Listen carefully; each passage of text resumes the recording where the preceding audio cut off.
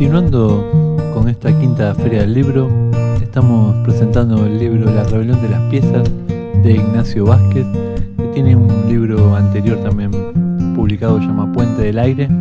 Bienvenido, Ignacio, ¿cómo andás? Muy bien, gracias.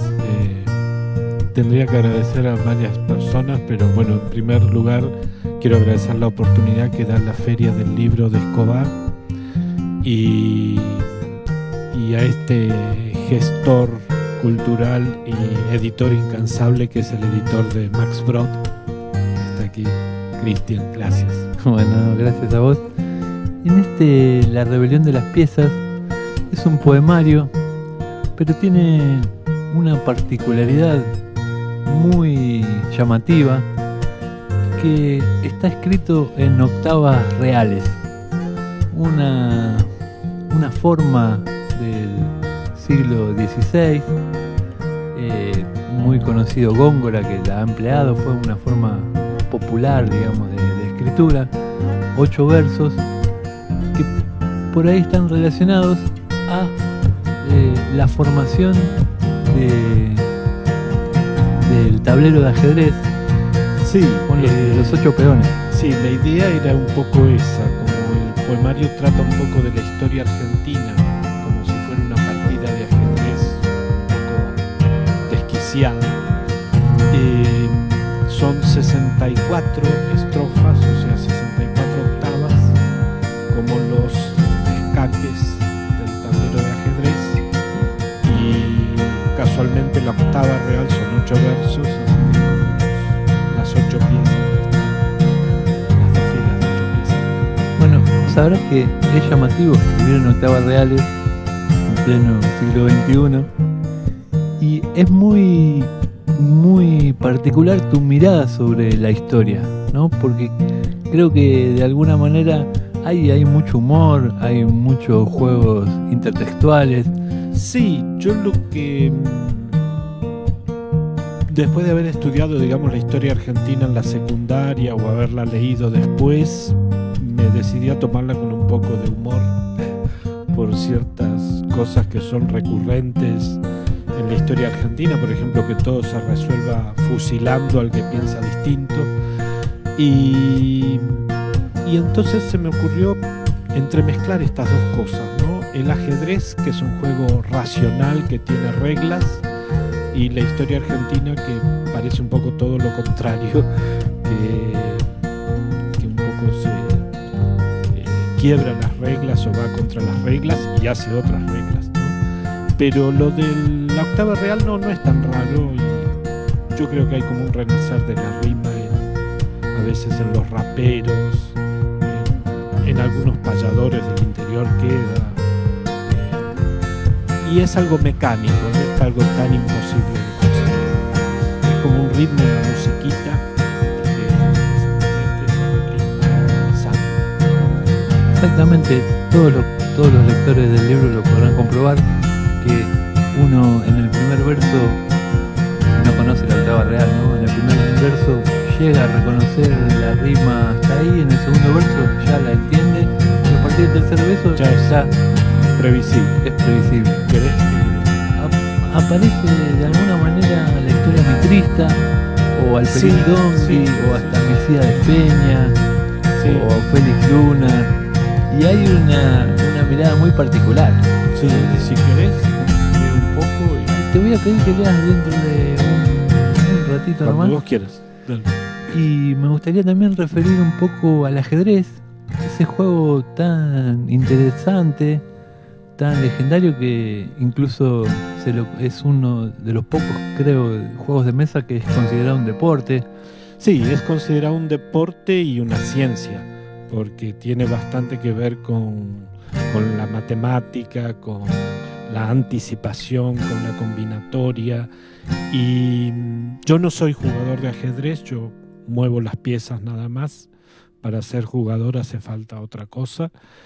Pero sí, siempre me apasionó, y por ejemplo, como cuento en el agradecimiento a mi hijo, que mi hijo me hizo conocer el Club Filidor en Morón, a mí me llamó la atención que los que estaban jugando ahí en el club se podía caer el mundo, que ellos iban a estar concentrados jugando como si afuera no pasara nada, ¿no?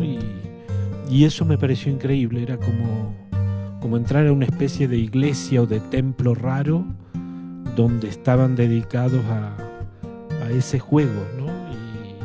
Y dedicados con toda atención y después, bueno, he conocido gente que habla directamente en lenguaje algebraico, ¿no? Diciendo peón, 4, tal cosa y demás. Y como si tuvieran el tablero viéndolo así en la cabeza, ¿no? Y bueno, eso siempre me ha maravillado un poco. Y además me ha interesado siempre leer vidas de ajedrecistas y eso. Bueno, es muy conocida la anécdota del jugador ruso contra IBM, ¿no? Claro, Kasparov contra Deep Blue. Sí, contra la computadora de IBM, que era toda una expectativa a ver quién ganaba. Y de hecho, en esas partidas lo obligaron a Kasparov a mostrar unas jugadas que nadie conocía. Exacto, porque quizá creo que le tomó la previsibilidad a la máquina, y lo que no puede prever la máquina es que el humano la está engañando, ¿no? Entonces creo que eso es clave.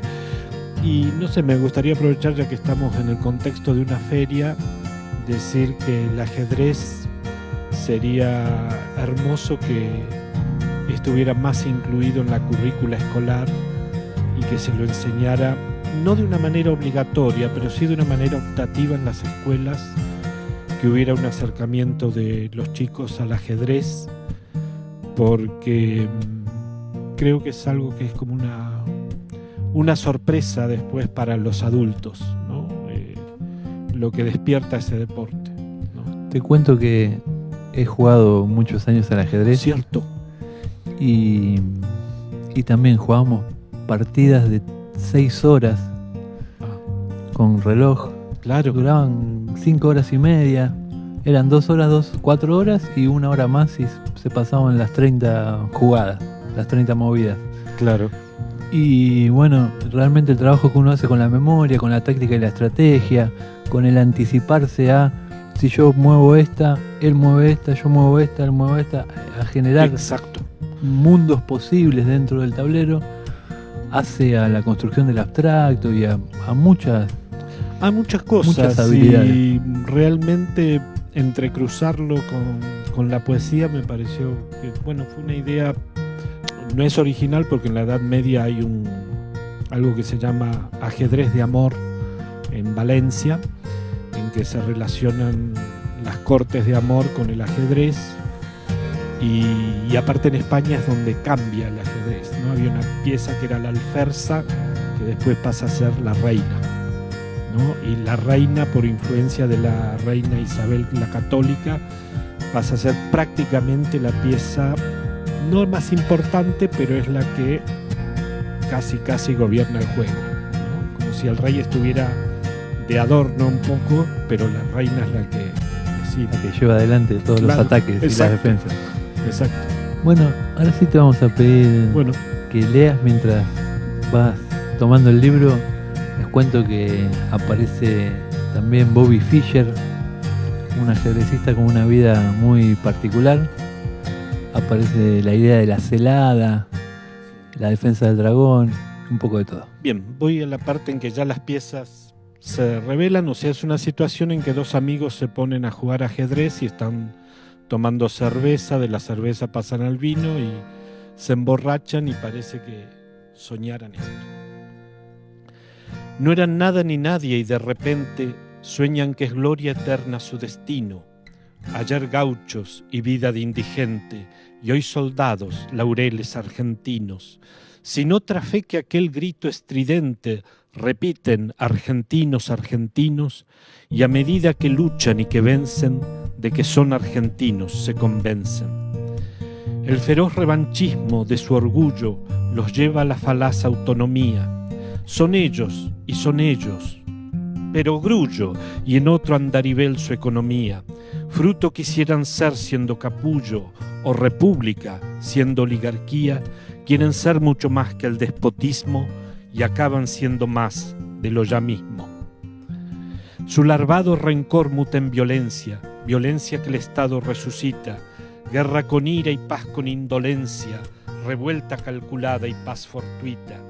Ya se alternan en cíclica excrescencia que en el indio y el gaucho se vomita, y a tales muertes y parasitismo el sobrenombre dan de patriotismo. Malones en las villas se instituyen, se apeñuzcan, se suman, se disgregan, y otra zanja de alcinas reconstruyen, de chapas y terrenos que se anegan. De pampa y altiplano todos huyen a cínicas ciudades que los niegan, y entre ese fin y condición primera, lugar identitario es la frontera. Van adelante, pero van sin rumbo, suman años por siempre desnorteados, su andar es a ponchazos y a los tumbos, sin historia ni brújula, alienados. Los cazan a decretos y a los chumbos, el juez, el comisario, los letrados, y cuando piensan que es tiempo propicio, se mudan del abismo al precipicio. Las torres abandonan línea recta por puntos inconexos e indecisos. En curvas diagonales insurrectas van mutando con giros imprecisos. Salto angular que entea al caballo eyecta, se vuelve reptar tímido en el piso. «Vos no existí», increpan al contrario, se trate de enemigo o de adversario. Agrego que el libro tiene unas ilustraciones de Eduardo Noé, y con esta lectura vamos a ir... Tres más. Sí. Los caballos, figura del capricho, se plantan ante el rey en su anarquía, de la ley y del orden hacen nicho, en nombre de ruidosa algarabía. No buscan la razón, cual queda dicho, antes bien desbancar filosofía, saliéndose de madre y ya en el ripio, pisan causa, verdad, razón, principio. Al rey llaman retrógrado burgués y genéticamente reaccionario.